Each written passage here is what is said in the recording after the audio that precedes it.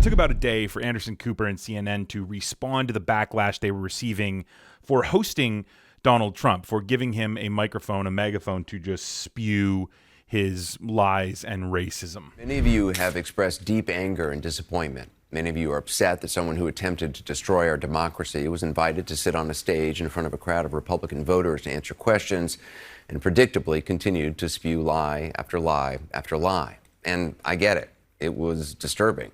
It was disturbing to see and hear that person refer to a black law enforcement officer as a thug, an adjective he used many times to describe black men, and call Caitlin Collins, the moderator, nasty, which is what he calls any woman who stands up to him. It was disturbing to hear him speak so highly of QAnon conspirators and insurrectionists who assaulted police officers in our democracy on January 6th.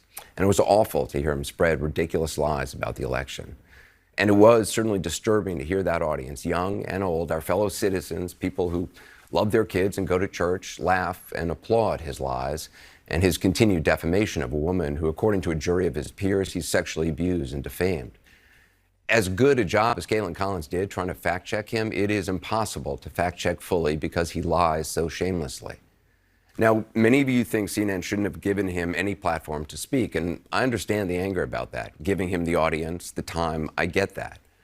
But this is what I also get. The man you were so disturbed to see and hear from last night, that man is the front runner for the Republican nomination for president. And according to polling, no other Republican is even close. That man you were so upset to hear from last night, he may be president of the United States in less than 2 years. And that audience that upset you, that's a sampling of about half the country. They are your family members, your neighbors, and they are voting. And many said they're voting for him. Now, maybe you haven't been paying attention to him since he left office. Maybe you've been enjoying not hearing from him, thinking it can't happen again. Some investigation is going to stop him. Well, it hasn't so far. So if last night showed anything, it showed it can happen again.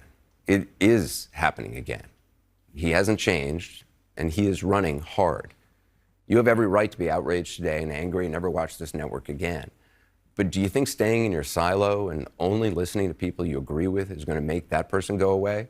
Anderson Cooper, absolutely right there, calling it disturbing to watch his racism, his misogyny, and lie after lie after lie.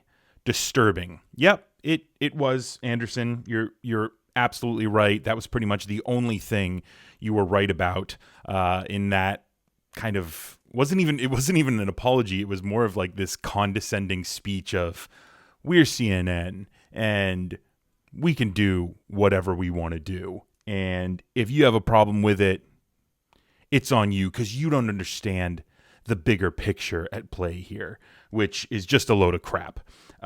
First, let's address him saying that Caitlin Collins had the impossible job to fact check Donald Trump. That's just completely wrong because, as I said in the previous video, my response to that town hall, what he talked about there was the same thing he's been talking about since he lost the election. It's the same speech. The guy is a broken record. All Caitlin Collins and CNN needed to do was just watch one of any of his speeches over the past few years, and they would have just been able to sit there and just say, no, that's a lie, that's a lie, that's a lie. Because what we heard during the town hall was exactly what we've heard over the past few years. So Anderson Cooper talking about impossible to fact check Donald Trump, that's just wrong. That's just completely wrong.